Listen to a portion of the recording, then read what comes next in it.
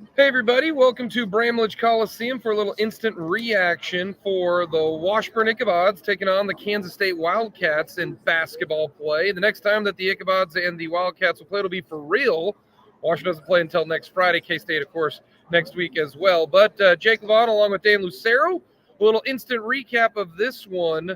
The Washburn Ichabods taking on the K-State Wildcats in a game with a lot of new faces for both teams. Washburn lost three starters from a year ago, including Mr. Do Everything Tyler Guyman, one of the best shooters in Washburn history, Jalen Lewis. So they got a lot of new faces for this upcoming season for Brett Ballard. Kansas State, I mean, they got new everything, new head coach, 12 new players, 2 returning guys. So didn't know what to expect from either side of this thing. I'll take things from the Washburn perspective first. K-State gets the win 76-49. And Washburn got out, struggled out of the gate. The speed, the quickness of K-State really bothered Washburn. The Washburn Ichabods were down 29-8 with 8 minutes to go in the first half. So down 21, 8 minutes left. Things are not great. The speed, the size of K-State really caused Washburn some problems, a lot of turnovers. But then Washburn started to figure it out. They were down 21 with 8 minutes to go in the first half. With 11 minutes to go in the second half, so almost a complete 20 minutes of basketball, Washburn was down 23. So just from the 7-minute mark to the end of the half, from the start of the second half to the 11-minute mark, Washburn basically played K-State even. Washburn settled down a little bit more, made some shots, forced a lot of turnovers for the Wildcats. And then the final 11 minutes, K-State brings in some of the reserves. So did Washburn. Washburn gained a little bit more. Washburn got down by as many as 34. But the Ichabods, Connor Defball led them with 11. Good effort for Connor Defball. He's going to be the leader of this team, along with Michael Keegan.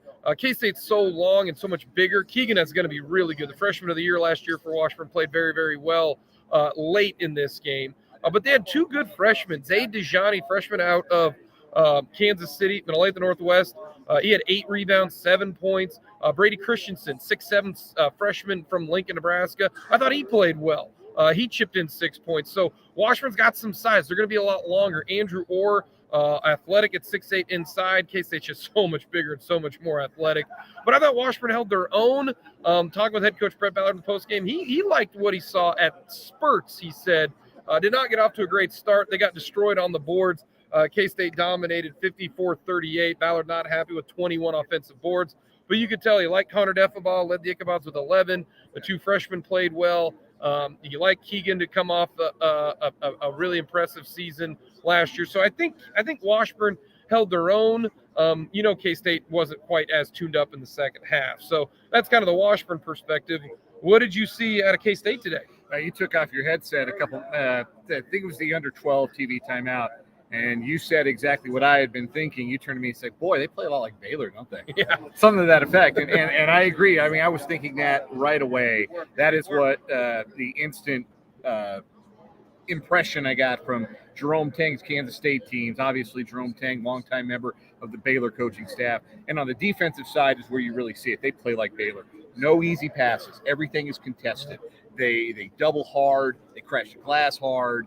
They do everything with a great deal of effort, and they rebound hard. All the effort stuff is there. The skill stuff is going to take some time. This is a team that doesn't have, outside of Keontae Johnson, the Florida transfer, a lot of real natural scoring. So the scoring is going to take some time. And because they've got so many new pieces, it's going to take them some time to figure out, okay, who the go-to guy is going to be, who's going to score when this 5 is on the floor. And a lot of the offense that they do get is probably going to be second chances at the free throw line, the kind of offense you create for yourself, which is why it was so important they went to the glass so hard, had those 21 offensive rebounds.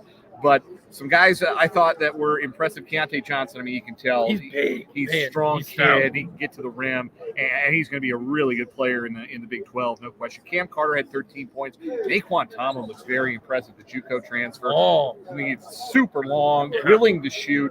Now, K-State didn't shoot it great, just 5 of 23 from deep, 15 of 29 at the free throw line. That's obviously going to have to improve. But look, we're only 2 years removed from watching a K-State team lose to a middle-of-the-pack Fort Hays State team.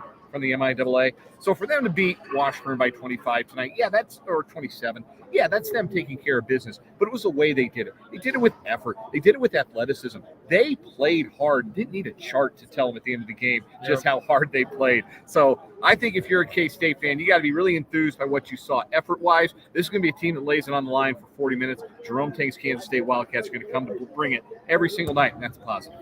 I mean, it was just every time Washburn went for a rebound, they seemed never to get it because K-State was just it was like they had like 6 dudes in the middle of the paint just grabbing the basketball. They were always outnumbered. It was hard for Washburn to run their stuff. They got settled in, like you mentioned, and they ran good stuff in later part of the first half and for most of the second half. They got into their flow, and the game slowed down for them a little bit. But, boy, K-State can really overwhelm you with some of the length they can throw at you. I mean, they brought Jarrell Colbert in late. He only played in the second half. He didn't play in the first half. He's 6'10". They've got him listed as a guard. He blocked 4 shots. Yeah. He had a thunder dunk. I mean, they got size. They got length. And I think they've got some depth. It's going to be really fascinating. I think they played everybody tonight.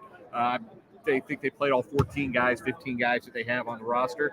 They've got some real functional depth, and it will be fascinating to see how that shakes itself out as Big 12 play gets going. We'll give player of the game for Washburn. Connor Deffabaugh had 11 points, played the entire first half, thought he played really, really well. Who would you give player of the game for K-State? Oh, man. I would say let's go to Naquan Tomlin, 11 points, 7 boards. I thought he was effective inside and out. Desi Sills deserves a mention, too. Only 1 point, but he had 7 assists. He was kind of the facilitator on offense. Marquise Noel showed a willingness to do that, too, but there are going to be times when K-State needs Noel to score. So Sills, I think, is going to play a really valuable role as a distributor, as a floor general for them. So that's instant reaction here from Bramlage Coliseum. A decent crowd for exhibition play for the first game for Jerome Tang. A lot of students showed up, and I know that's what Tang is looking forward to. So K-State beats Washburn 76-49. That'll do it here from Bramlage Coliseum with a little instant reaction here courtside here at Bramlage Coliseum.